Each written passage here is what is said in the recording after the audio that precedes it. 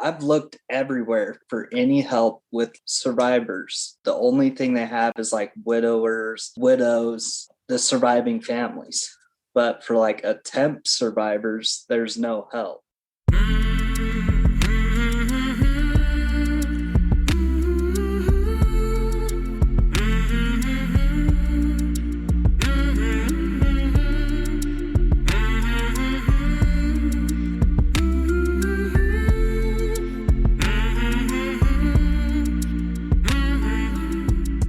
Hey there, my name is Sean, and this is Suicide Noted. On this podcast, I talk with suicide attempt survivors so that we can hear their stories. Every year around the world, millions of people try to take their own lives, and we almost never talk about it.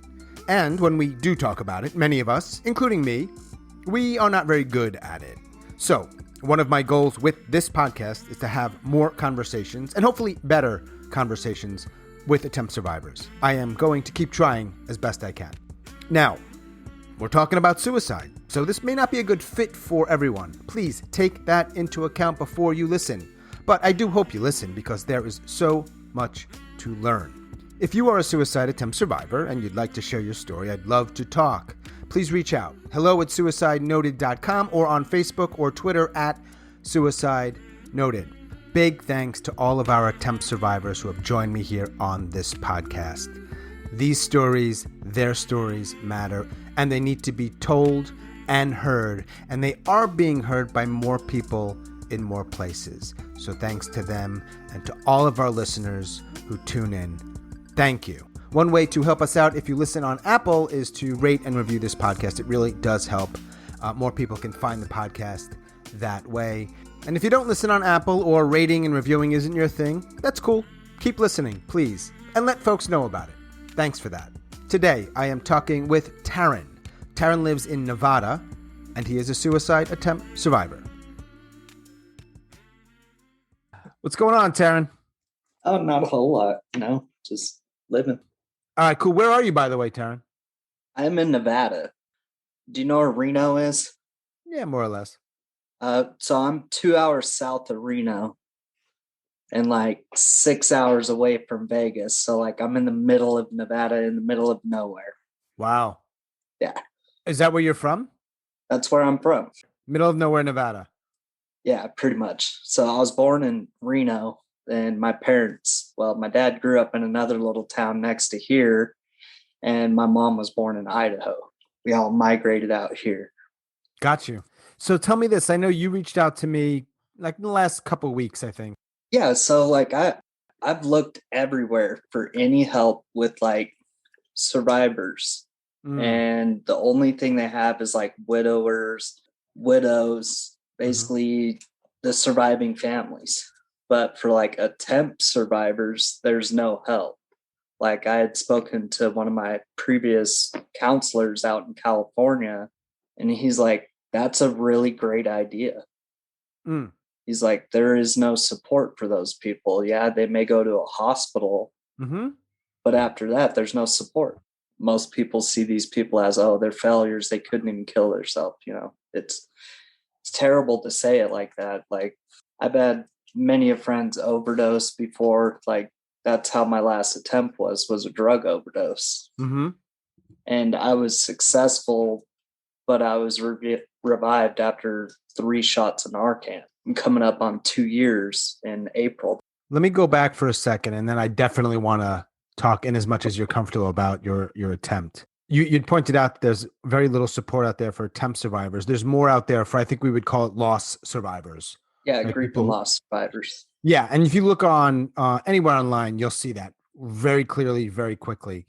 And I think it's wonderful that there's support for loss survivors, obviously. But one of the reasons I did the podcast was, you're right, like what the hell is out there for people who have attempted and then after. So question for you, putting you on the spot here a little bit. Why do you think that is? Nobody knows how to talk about it. That's me personally. That may vary from other people, but it's hard to talk to someone about suicide. Like I'm open and honest about everything. That's part of my program that I'm working right now. I'm open, upfront, and honest with everyone. It's taboo. Drug addiction and suicide go hand to hand. Nobody wants to talk about it, but it's there. it's a real concern. It's a big deal. I know you said you're from North Carolina. I know friends that live in North Carolina still, and they're like, our little towns have been ravaged by it. Mm. Nobody wants to talk about it until it's their son or their daughter or someone close to them.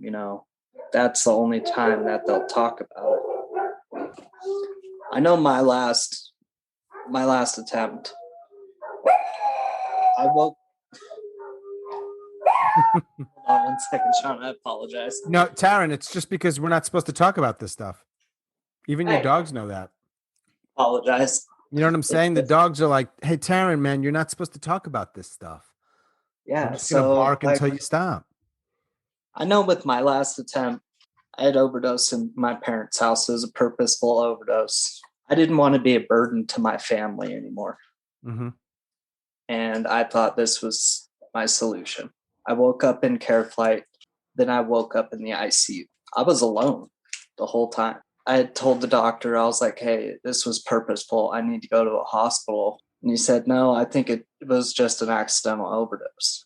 I had told the doctor at the hospital, I was like, I really need help. I really do. Wow. He said, well, stay on your meds, which I'm off of everything now. He said, stay on your meds. I think you'll be okay. Idiot. He's like, we gave you Narcan. You came back. You're with us now. That hurt even worse. Waking up in a hospital, being completely alone with no one there.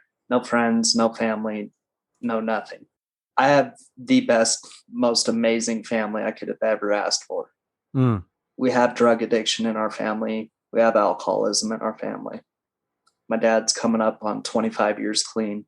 My mom, she was good, but her brothers have died from alcoholism. So it runs rampant in my family. They're like, oh, this was just another relapse, not knowing what actually went down. Like my dad had found me in the bathroom. It hurt my dad. I know it did. And it hurt me probably just as bad. I didn't know what to do at that point. And so I got clean again, went on the run again, got clean again. And I'm happily on Tuesday, I'll have 6 months clean. Nice. Congrats, man. So, thank you. How old are you? I'm 30. Because I want sort of some context for the listeners. So you're 30 years old. You live in Nevada. You have 2 loud dogs. 3. No, I'm just playing. So let's go back for a sec. How many, you get to define attempt however you want, right? That's on you. How many attempts are there in total in your life? There's 4 major. All right. Are you cool with it? We're not going to spend hours on each, but just a little bit. I'm just curious. When was the first one? My first one, this was probably 2013. I had taken a large number of Xanax and Klonopin, and they just pumped my stomach. That was the early years of my drug use, was 2012 to 2013. Once again, I was like, this is the only escape that I can get. And so that's whenever I took a bunch of pills, woke up in a hospital, activated charcoal. Once again, I was alone. Like, what happens after that? Like, if you go back to the exact same life, probably is not a good thing. Yeah, that's exactly what I did. That time they had sent me to a hospital here. I got some help there, but after that, I was just thrown right back into it. I was being killed again by my drug addiction. Came back home, was doing good for a while, probably a year. Then I got back into drugs, slowly degraded from then. And this was my second attempt. One of my ex-girlfriends had found me in the house. So if she had not found you, that would have been fatal? Yes, definitely. And once again, I went to a different hospital this time, because there's one in Carson City, then there's one in Reno. And I went to one that was in Carson City, and they actually did a lot of good work with me. I found a really good therapist there. Then after that, I started following up with that one. That was probably the biggest help that I had in my life at the time. Therapist, yeah. So I started seeing a therapist regularly. I'd go up to Carson maybe once a week, started seeing a therapist up there, and that really helped. I had a really good job. That helped. for the time being. But then slowly went back into drugs. And the same thing. I took a bunch of sleeping pills, and this was 2014. Mm-hmm. I just went off the deep end, got into heroin pretty bad just because it was easier and cheaper. And so I got into heroin pretty bad. Easier And than and cheaper than what? pills. So that when you say you were an addict, if I think you use that word, right? Yeah, I'm still an addict. Just trying to destigmatize addiction to where that's why we always address, hey, I'm Tarren, I'm an addict. So what drugs did you do to feed your addiction? Heroin Before, mostly, occasionally meth. I'm never wanting to give people ideas, but we're in the age of information. There's nothing people don't know about. Did you ultimately go like the fentanyl route because it's cheaper and maybe even more Uh, powerful? yes. So I went to California in 2015 for rehab. This is after your third attempt. At some point Yeah. after your third attempt, okay. Yeah. I was messing up. I had a child on the way, and I was like, I want to be better for my child. And so I took off to California. I lived in California for almost 3 years. And in 2017, I had relapsed like really bad. Came homeless in LA. Oh shit, really? Skid Row? Skid Row for a little bit. Then I went back to Orange County because that's where I was Orange County. I was living in Santa Ana. Then I moved to Fountain Valley. I basically rehab hopped so I could live rent free in California because it's kind of expensive out there. Is that a thing? Rehab hopping? It is. A lot of my friends have done it. A bunch of my friends, like they'll fly, if you have really good insurance, they'll fly you to their program. They'll fly you back home after you complete. I'll make money. Like it is a Oh yeah, money big making business, big man, right? Yes. So I worked at a sober living house for 2 years, and we would have a 5-bedroom house. We would stock it full of 10 people, and that would make you 15 grand a month. Just a sober living house, though. That's not even being billed to their insurance, really. When you're going through this, the addiction and then homelessness, are you having moments where you're like, I can't fucking believe this is my life? So we call those moments of clarity in the Mm. NA and AA world. I became homeless 2017, probably late July. It was right after my birthday. My parents had came out to California, brought my son out there. We had an awesome birthday. It was great because I'm 3rd of July, right before the 4th of July. So Mm. they spent a good weekend out there with us. After that, my parents went back home. One of my best friends had stayed with me for a couple months, and he went back home, which was Indiana. And his mom called me 2 days after I dropped him off at the airport. Hey, Ben died. I'm like, what? She's like, he had overdosed. Overdosed. Yep. Fentanyl. He overdosed on fentanyl. That shit's Which really bad. killing Indiana right now. All Mm-hmm. those states over there. And so Mm-hmm. went out there, did the funeral, came back home at the time, which was Fountain Valley. One of my buddies had picked me up from the airport and he was getting high. I was already at a low point. I made the choice, hey, I want to get high. And that's how I became homeless in California until January. So August to January. Yeah, I had a moment of clarity. I was walking outside at Target, and I'm a very approachable person. A lot of people have told me that. They're like, how could you be an addict? You don't even look like an addict. It's like, well, what does an addict look like? Right. Yeah, sure. I was walking out of Target and there was a family. It was a wife, a son, and a daughter. The wife had pulled her 2 children away from me, and that was like my click off moment. What am I doing? What am I doing with my life right now? Like, how am I in this position? And so that's whenever I reached out. There was a program in California. If you're homeless there, they'll buy you a bus ticket home if someone answers the phone. A lot of states do it. But it's basically get out of our state. Yes, pretty much, which I was wanting to be done.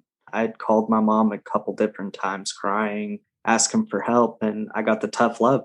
My mom Yeah. was like, no, you need to be clean before you come and see your son. And so I have What an about your dad? Because you said your family, you had a good family. You've got a good family. awesome family. Yeah. Like all of my family's worried about me. They're like, how is he doing? Has anybody heard from him? I didn't talk to my parents or anybody in my family or my son for 4, maybe 5 months. Mm-hmm. I was like, I want to go home. And so I made it to Reno. That's as far as I got. I didn't even make it home. What happened in Reno? They got me a bus ticket home. I was withdrawing from heroin in Reno. And so I bus, I was like, I'm not going home. In Orange County, it's 70 to 80 degrees year round. Get to Reno, like the middle of almost Christmas time. It is snowing. It's like 30 degrees, and I'm in like sweatpants and a t-shirt. And so I'm like, what do I do? What do I do? Stayed in Reno for like a week. Then I had checked into a detox that next week. And I was like, I can't do this anymore. And so I checked into detox. Yeah, it was kind of funny because I was walking down like the main strip in Reno. I'm walking with one of my friends. We're both homeless. And all of a sudden, all I hear is like someone calling my name. And I'm like, who the hell is that? And I turn around and it's a cop. So like, I'm like, oh shit. I'm like, what is going on? What is going on? Then like I looked and it was one of my childhood best friends that had became a cop. I had no idea because our paths have went down the different streets, you know? And he's like, what are you doing up here? I was like, he's like, I thought you were in California. I was like, oh yeah, I was. I'm just up here waiting for my truck to get finished. Something. I made up an excuse because I didn't have a truck. I gave up my truck for drugs, gave up everything for drugs, you know? He's like, it's good to see you. And I'm like, yeah, it's good to see you too. Somehow I got a cell phone and I was like, oh, here's my number. A day after that, he called me and he's like, hey, bro, I know you're not doing good. Let me give you a ride to detox. Gave me a ride to detox. And that's how I became clean again. This was at the end of 2017. So I came home after that and like everybody didn't even recognize me. No. Like I'm a husky guy now. They call it sober weight. Mm-hmm. And so I showed up to the house like 150 pounds. Little. Tiny. Like everybody's just like taken back. They're like, what happened? Yeah, it was pretty bad. It was bad there for a minute and it got worse. When you were home? Yeah. I came back home and instead of doing heroin, I was doing meth. So it sounds like there were several back and forths, and I know it's from what I've learned, somewhat common. Detox, get clean, unclean, get clean, use drug. It goes back and forth. It's like this, almost feels like this almost impossible cycle to break. It is. It's hard. Like it really is. It's one of the hardest things that I think I've ever done besides raise my son. That's the only thing that's next to it. But yeah, I came home. I worked for the school district out here. So I was doing maintenance work. Everything was going great. I had my son's birthday. Then a week after that is my last attempt. And you were clean. I was clean. What do you think happened there? So I've talked to my sponsor about it. I was like, how did I screw up? He's like, well, whenever you're going straight, like you have high points, good moments, like had an awesome birthday with my son. I was going up. Then once that moment was over, I just went back to where I was. See, me, I've always thought that I go up, then I just shoot straight back down into depression. I have clinical depression, anxiety. And so I always thought that I would go back down super, super deep, far down. But my sponsor made me realize that I'm not going into depression. I'm just going back to where I was. And so I think that's one thing that's kind of like clicked differently in my head now is that I can recognize I'm not going to the bottom. I'm just sitting on the edge. And so that has kind of opened my eyes and my mind like, hey, it's not as far down as you think it is. That was 2019? 18. 2018 was your last one. It was 2019. 19. It was kind of eye-opening that time. Waking up in the ICU next to a guy that had gout and dementia was enough for me. I got cleaned up after that. I had gotten in trouble. So now I'm on felony diversion court. I moved to Reno at the beginning of last year. I got a third DUI. 9 times out of 10 in the state of Nevada, you're going to prison for it. Wow. I was lucky enough to get into a program. It's a state-ran program. It's like drug court, but it's felony DUI court. I was lucky enough to get into that. Before I got sentenced, the coronavirus happened, so it pushed my sentencing date out. I went to Reno, was doing really amazing. I was in a program up there. I had 7 months clean. I was doing really good. One of my friends had got kicked out of the program. I was like, hey, dude, let me graduate the program and we could get a spot together. I graduated the program. We got a spot together. He starts using. Same cycle. Got into using again. And this was the end of September. And I left the program at the end of July again. The end of July, things start to happen right after my birthday, which I got to enjoy my birthday sober. It was the first time I went skydiving, and it was my 30th birthday. So skydiving, man. Yeah, over Lake Tahoe, which was even the bigger topper of it. So it was awesome. But you did like a tandem, right? Yeah, tandem. It was definitely an experience I'm going to do again. Mm-hmm. After that, I had relapsed. I only went out for 2 months this time. Most of my last times, it was 6 months here, 8 months there, like hard relapse. But this last time was only 2 months because I knew I had this pending court case. I knew that if I screwed up, I was done. I was going to go to prison. My last time getting high, I was with my dealer. I got high. I overdosed. He beat the crap out of me. Broke my nose. Why? Trying to wake me up. Oh, shit. Beats me up. Kicks me out of my car, throws me out of my car, calls 911, throws my cell phone 911 on my chest and leaves. I wake up in the hospital again. I'm like, what happened? They're like, oh, well, you had an overdose. And this was September 27th. It was a week after my sister's birthday. So I was like, okay, this is time. I got all my stuff. I leave out of the hospital. My friend picks me up at the hospital, and I was like, you need to get out of my car. He's like, for what? I was like, I'm done. That was the night that I went to my first, they call it your first NA meeting. I met my sponsor there. It was all by chance that the meeting topic was on attendance, like just being there.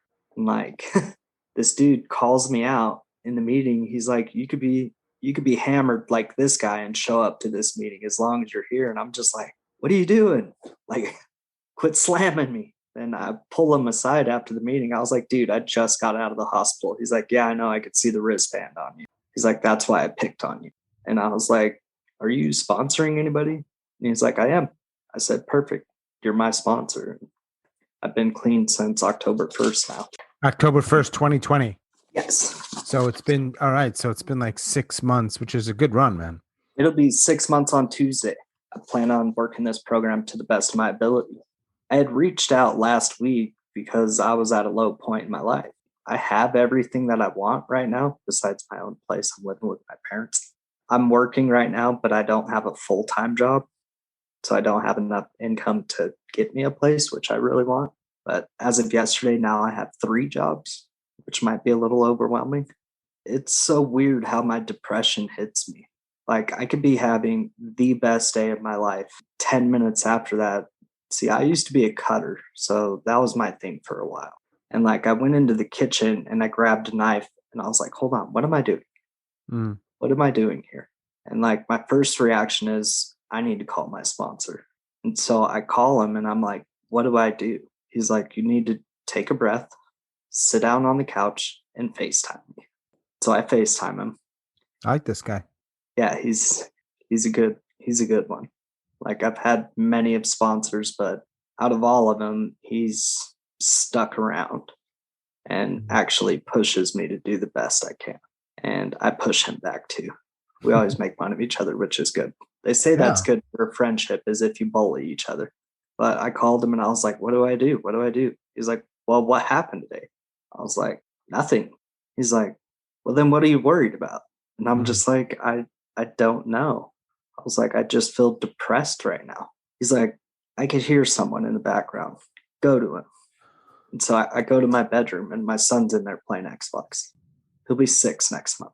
And he looked at me and he said, Daddy, I love you. And that just hit me. And he's like, that's why you're here. And, you know, they say snap out of it, but that shook me out of it. And I was just like, I can't imagine now how I could ever leave him out of my life or be out of his life. And so I think that helps me the most at this point in my life. It's tough. There's a bunch of hard days. There's a bunch of easy days. When did you first use drugs? Do you remember? 12 or 13. My grandfather, his dad, so my great grandpa, founded the bar that's in our town. So there was alcohol everywhere.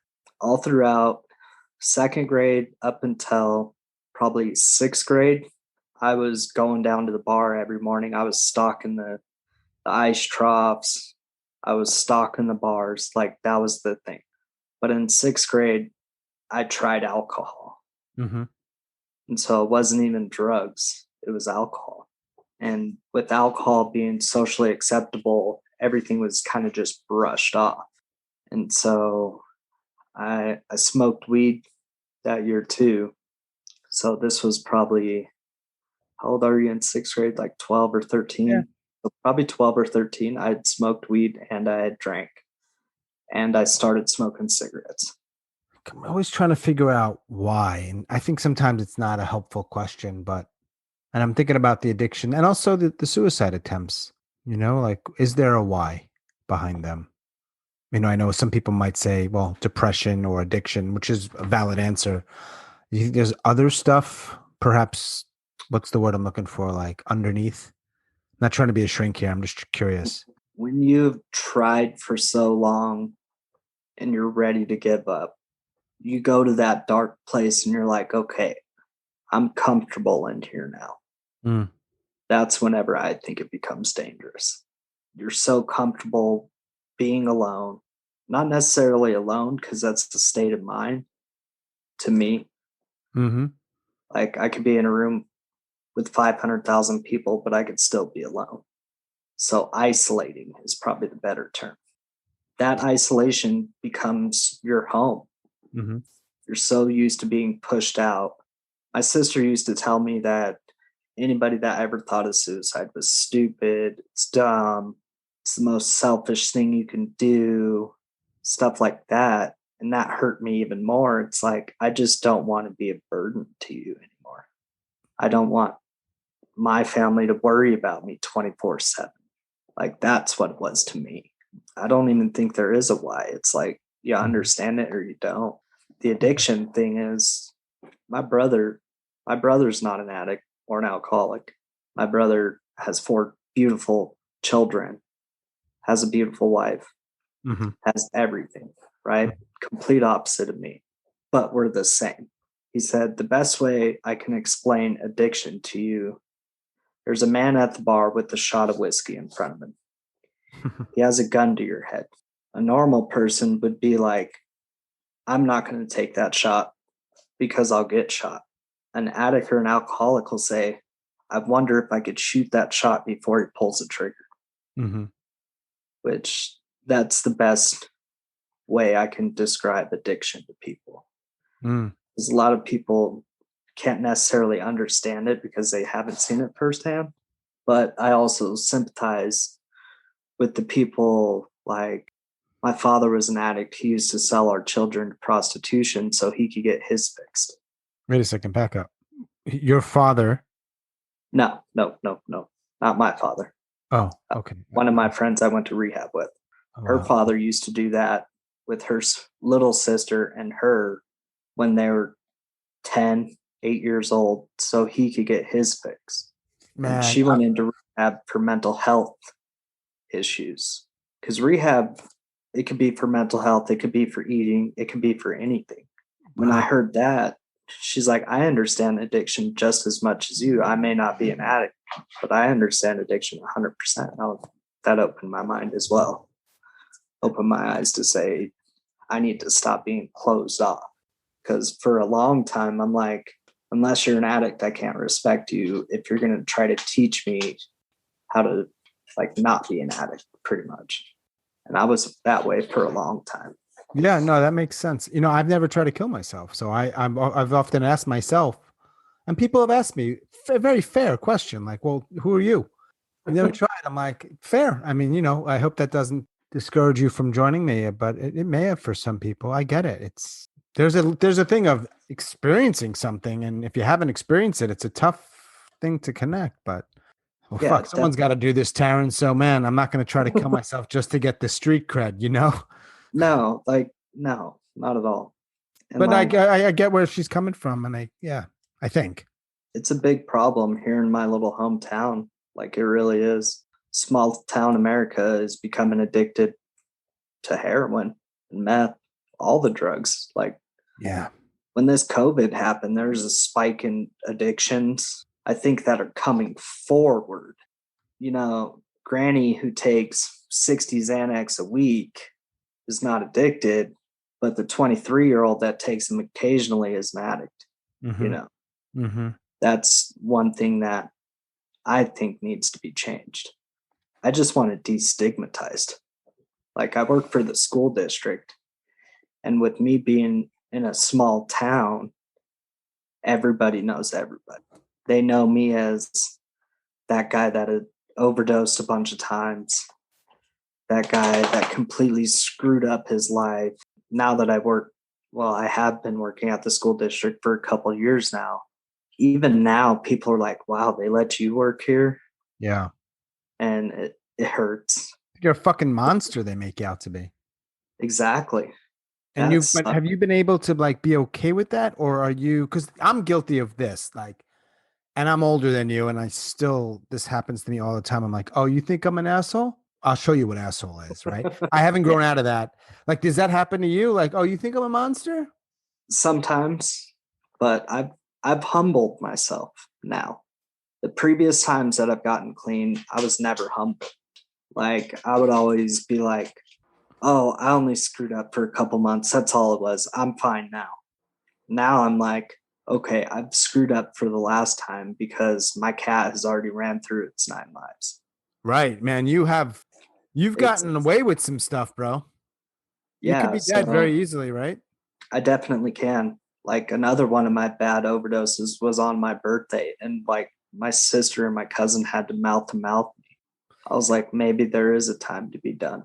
And so my eyes had finally kind of opened up, and I was like, I need to humble myself. And there's a couple of people that I worked with in the school district that are in the program. And I'm like, if they got it, I can get it. The program meaning 12-step program? Yeah. So like I had no idea. Like, one of them was one of my teachers. Mm-hmm. And I was like, I had no idea. And she's like, yeah, me and your dad got clean at the same time. And I'm like, whoa, holy shit. Yeah, I mean, there's reasons why people don't talk about it publicly too much, but they're out there. A lot of people. There is a lot of people. They say 85 countries, over 300 or 3 million people, 5 million people. There's a lot. It still hurts because there are parents that don't like me because of my past choices. It's okay though. I'm working on myself and I know what I can be. Something in my past shouldn't define me now. Like, people that are usually resentful, I've cleaned up my side of the street. I'm waiting on them to clean theirs. I've apologized to some parents. I'm like, look, I'm getting my life together and I'm doing that amazingly. Like, I'm working an honest, open program. And so my boss had called me in the office. I'm on house arrest right now. Like, I have an ankle monitor. For what? It's part of the DUI program. Okay. And so with me working my super honest program, I told my boss the first day I got hired back, I was like, look, I'm on this. This is what I'm facing. I'm doing fantastic. And she's a family friend. She's like, I'm glad you're open and honest with me. Yeah. Well, a parent had found out that I had this.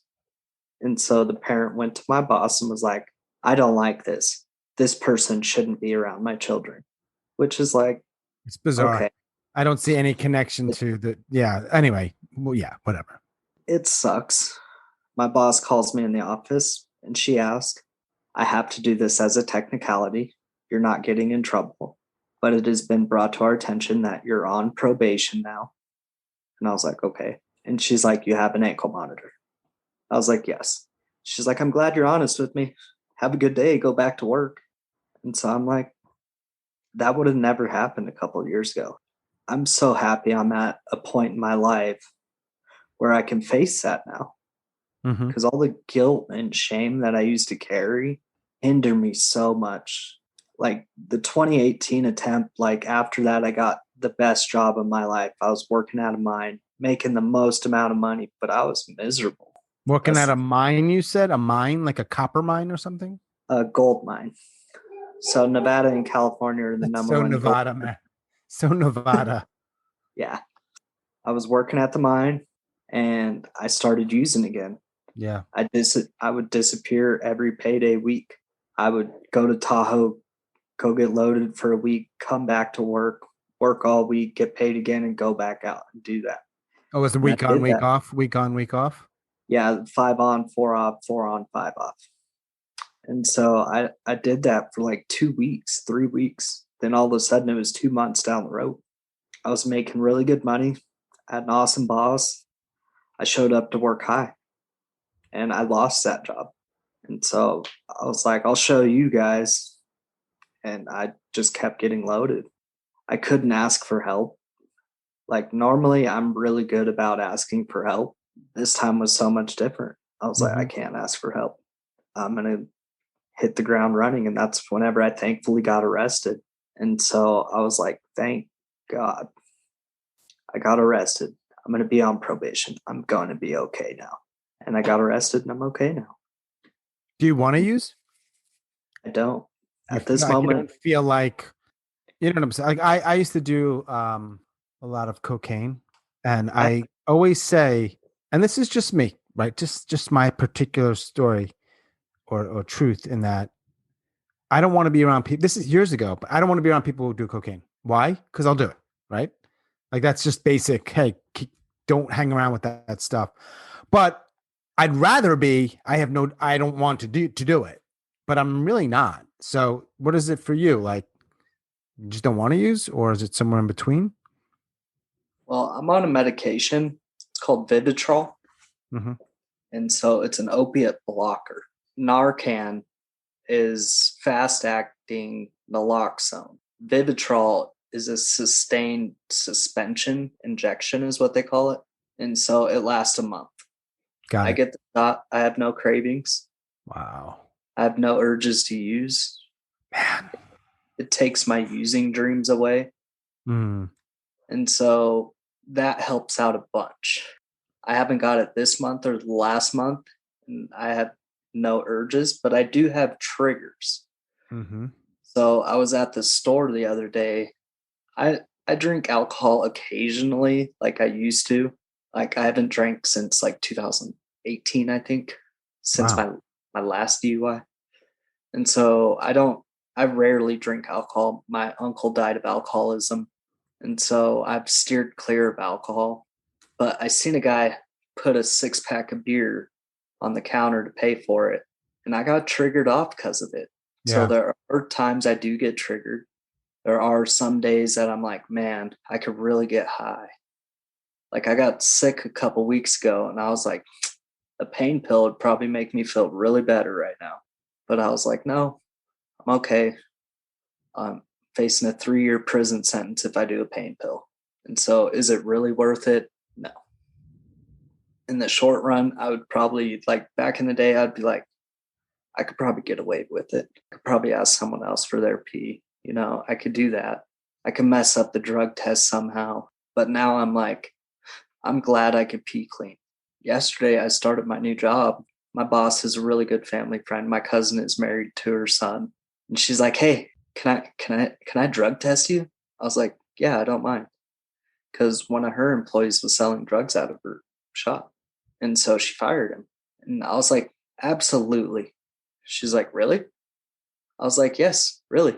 I was like, unless you don't want to waste a drug test. And she's like, what does that mean? I was like, I'm going to pee clean. That's a wasted drug test.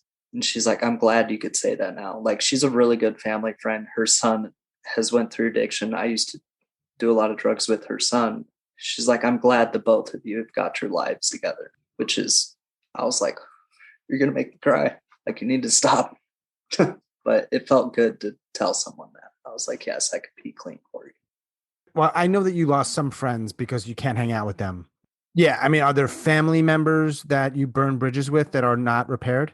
My grandmother, I haven't talked to her in probably 2 years, 3 years, and she's my last grandmother. I lost both of my grandparents on my mom's side.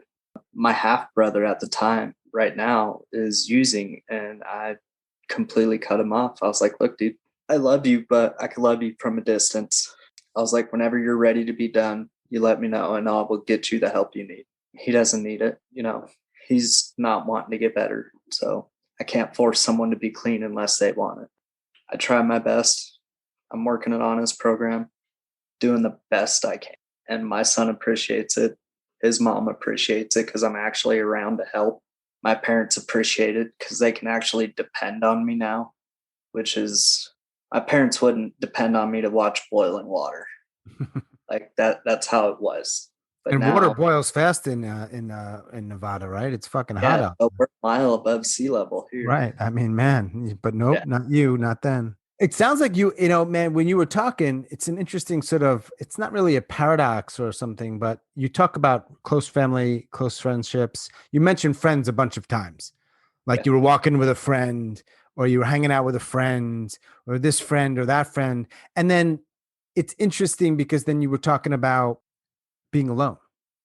I push And away. yeah, so I'm like, so he doesn't have a, I mean, I'm not analyzing, it's just clear like he makes friends, he has relationships, but But at the end of the day, I push away really Mhm. hard. Like if I know I'm going to go down, I don't want to hurt anybody besides myself. So that's what it is. At least one person called you or called suicide selfish.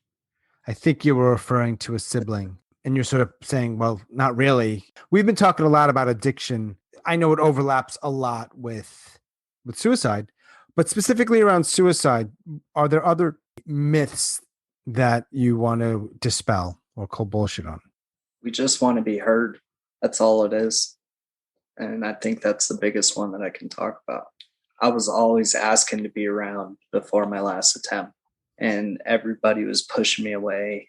We just want someone to listen.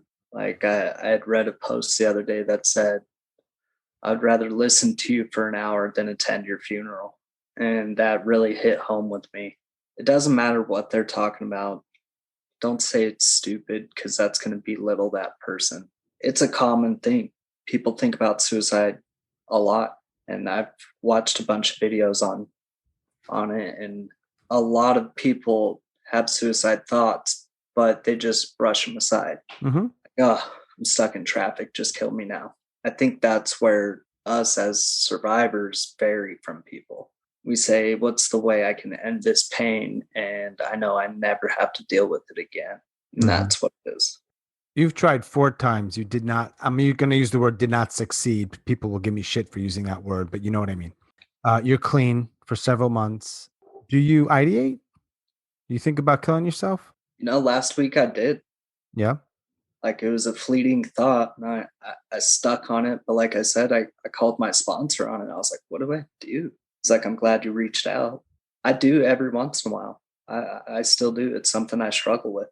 A lot of people take medication, but with me as a heroin addict, I've been numb for so long.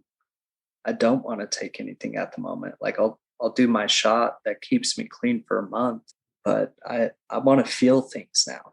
Like I'm open to feeling all these feelings that I'm experiencing, even if they're bad feelings. They're all just feelings. My group last night, we were talking about that. Like, what is the feeling you're scared of feeling?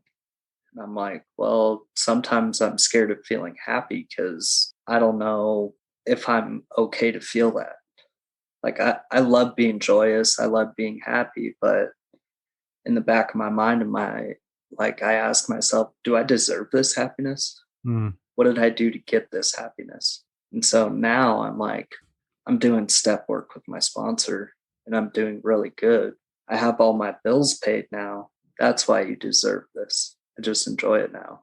I try to make the best of everything, but still there's some days that I don't want to get out of bed. Some days I just want to sit around and not do anything, but I know other people are depending on me now. And I think that's my number one thing that is helping me the most is that my son depends on me to help finish his homework with him, even though it's pulling tooth and nail with him. I'm just trying to be the best I can be for him and for myself now, which is a very hard thing. I've always been hard on myself, self-esteem issues. Am I good enough for this person? Am I good enough for that person? But in this world, there's only one person you need to be good enough for, and that's yourself. And so finally, with the clean time that I have now, I'm like, maybe I am good enough for me. Mm. And That helps out the most. Thanks, man. I appreciate you sharing. I hope there's not a fifth attempt. That's how I feel. I appreciate it. No judgments either way, but just for the sake of you staying alive and being a dad and the other cool shit that's going on. Yeah. Yeah, other stuff and stuff that you don't even know about that might be really cool. You don't know. Like the third job that my sister told me I got yesterday too, that I had no idea about. Let's do this balancing act of 3 jobs. But yeah, I can't do that. So good for you, bro. What else you got? Anything else sort of open-ended? Anything else you want to add? Nothing that I could think of. Keep pumping out the podcast, I guess. Yeah, man. I'll pump it out. But I listen to them every day at work. So do you really? Cool. Thank you for that. I appreciate it. Listen to almost all of them now. So long work days, all I do is download them at home and listen to them at work. It's so interesting, man, because there'll be a lot of people who would think that's, I don't know, they might use the word like, oh, that's so dark. And I think, for the people that need to hear it, it's the opposite of that, man. That's what you're not getting. But I don't try to like persuade them because I know they're like, all right, you've got your thing and this isn't it. And that's cool. But there are people, and I'm one of them, where like hearing this is, I don't know, man, it's not light necessarily. It's not like the opposite of dark, but it's something that's hopefully helpful, It's funny because I heard a really good saying about darkness and lightness. Even a candle can light a pitch black room. One itty bitty flame can light up a whole room. And it didn't hit with me. Then like 4 days down the road, I was like, oh, I get it now. I get it. Someone's small sliver of light can make your day better. Yeah. If you're in a dark space. So I'll keep doing it. If there's plenty of people out there. It's like being a vet. Vets don't necessarily want animals to get hurt, but they're going to get hurt. There's a lot of people that are going to try and have tried. And it's a weird space to be in. But if there are people that want to keep talking about it, as long as I'm alive. Thanks for listening and thanks for sharing, man. Thank you, Sean. I appreciate you. Thanks, have a good rest of your afternoon. All right, man. Thanks again, Tarren. Enjoy your day. You too as well. All right. Take care.